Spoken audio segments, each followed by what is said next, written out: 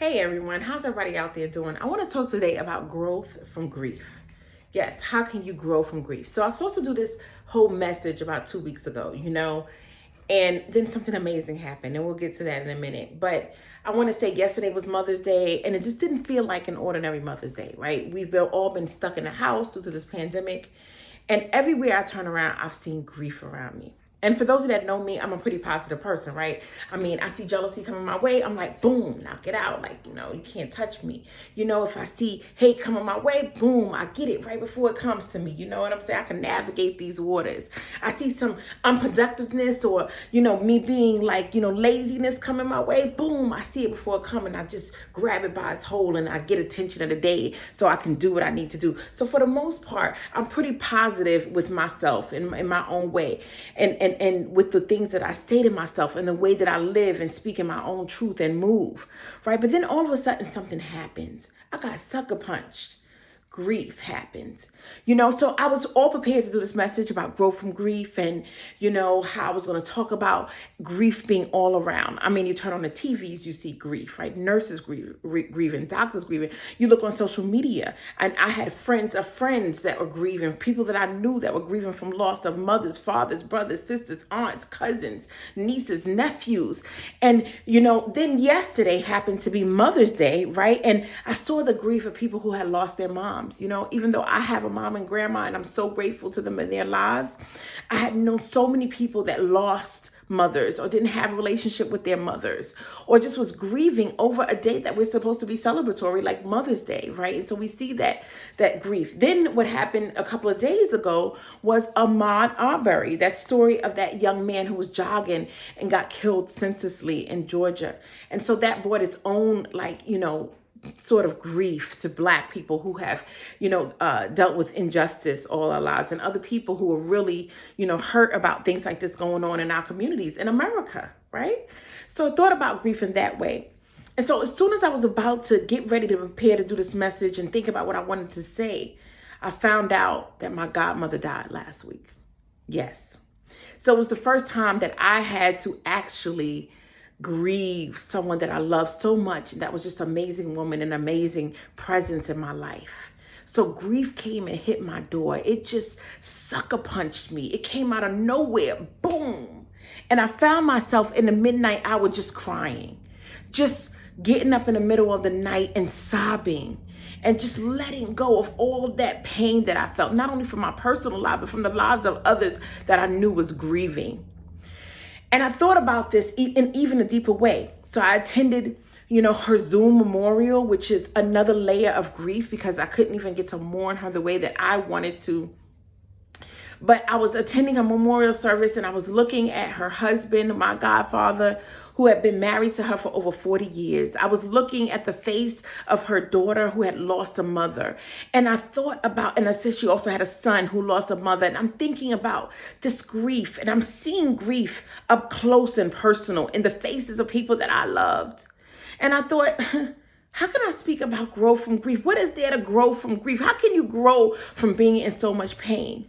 And then I thought about it. Number one, you have to be empathetic, right? The first step to any type of way of dealing with helping people deal with grief is to actually have gone through it with yourself, to know what it looks like, to know what it feels like, to be empathetic to other causes of people who may suffer from grief, who have experienced grief. And one thing I learned to do in experiencing grief and anybody who's gone through any kind of pain is never compare your pain to anybody else's. Don't measure pain. If someone is going through hurt, sister or brother, let's not be so unempathetic that we begin to say like, oh, I went through that and that didn't affect me this way. Or, she just needs to get over that. Or, that's not that bad. Any pain is pain and hurt and grief. And we need to be there one for one another. We need to comfort one another. We need to reach out to our sisters and brothers who are grieving during this time. The second thing I learned about growing from grief is that when I think about my godmother and things that we shared and the wisdom she imparted in me, I realized the best way for me to grow out of this grief is to live the legacy that she wanted me to live, right? The good things that she taught me, the times we spent together, the memories that she made, the words that she spoke over my life. Those are the things that I'm going to cherish with me and keep in my heart and do something about it. I want to make sure that when she's looking at me from heaven, she's like, wow, my goddaughter made me proud. right? So in doing that, I said, I have to get up. I have to get moving. I have to do what I have to do because I know she's looking down for me and she has an expectation for the greater part of my life. The third thing I learned about growth from grief is that I thought about major movements in this world, right? Major movements, major life changes, major laws that got changed, and most of them got created out of grief.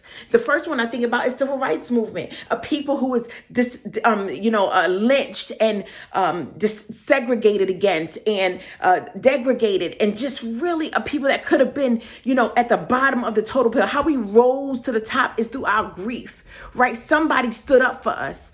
A group of people decided that we were going to get together and we were going to make revolution out of our pain.